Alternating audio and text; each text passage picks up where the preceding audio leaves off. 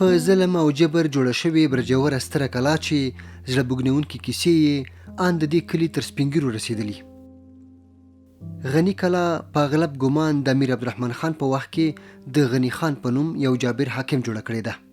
د لوګر د ولایت د میدان د ولایت د حکمران و او یو چپنخاني حکومت و، جابر سړی و. دا منطقه د خپلې خوښې په اساس باندې اشغال کړله او دا منطقه د ده خوښه وه او دلته قلا جوړه کړله. وایي غني خان په زور د دې سیمې تر نیولو وروسته د ځایي خلکو په زور لاس پورې کړ او ډېری خلک کډې کولو ته اړ ایستل شول. دا زموږ نیکو کډې تېر کړي، د خلکو مځکې به یې په ظلم سره نیولې، دلته زموږ مځکې زموږ له نیکو څخه په ظلم نیولې دي. دا کلا یې جوړه کړه، وایي جوړوله یو ملک وایي آس راوستلی و، بختبیله یې په دیواله کې وهلې وه. دی وایي چې راووت ویل چې دا آس چا ده؟ وایي دا د پلاني ملک ده.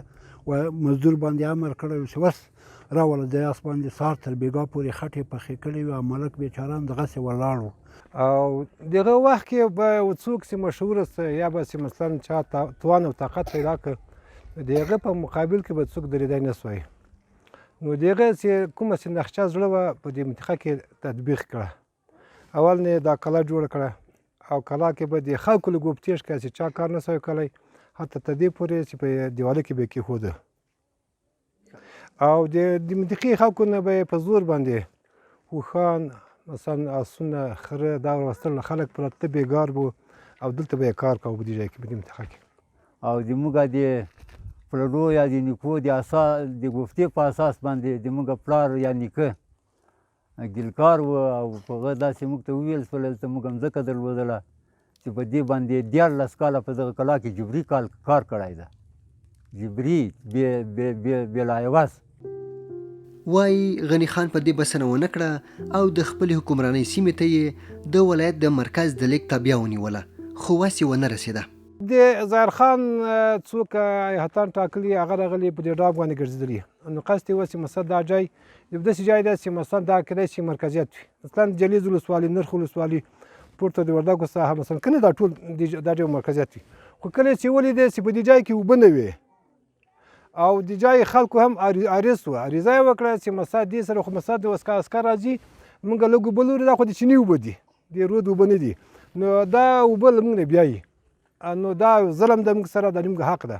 بیا خلک عریض وه او دم چې وکتله چې څا په هغه وخت کې به په لاس څا ورکېدله، 20 متره څا ولې و دې کې اوبه نه وې. بیا د اوبه نتیجه نه ورکړي د ولایت د خلکو د عریضو په اساس او د دې اوبه چې دلته اوبه نه وې بیا دا انتقال څه مثلا هغه ته مرکز ولایت وسه. خو وخت راغی چې غني خان خپل غرور واخیست، د مرکزي حاکمیت یو لوړپوړي چارواکي ته یې په سپکه وکتل او همدا یې د حکمرانۍ د پای ترڅنګ د عمر پای هم شو.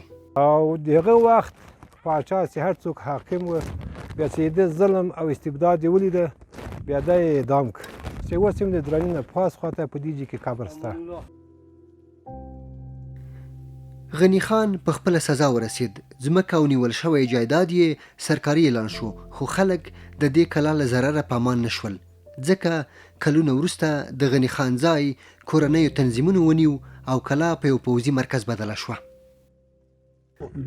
دا کلا چې وه بیا وخت د تنظیمو کې یو تنظیم به راغی پرې ننوت به بل شکابله ویسته یا به لانځړو ویسته. دې کلا څخه مونږ خیر نه دی لیدلی، همیش مونږ تر جلسر دی تر زوبل سوي لندې کلا په خاطر باندې وروره مونږ حکومت ویستلو. میدان وردګ ولایت کې تنظیمي جګړو، سیلابونو، زلزلو او چاودنو د دې کلا خونې ورانې کړې، خو دیوالونه یې لا هم هسک ولاړ دي او برجونه یې هر مازدیګر د دې کلي د ماشومانو د لوبو کوربه وي. حقیقي کیسې د وخت په تېرېدو په افسانو بدلیږي او له همدې کبله لاسونیزه د دغو کیسو د رد او تایید مسؤلیت ته غاړه نه ږدي.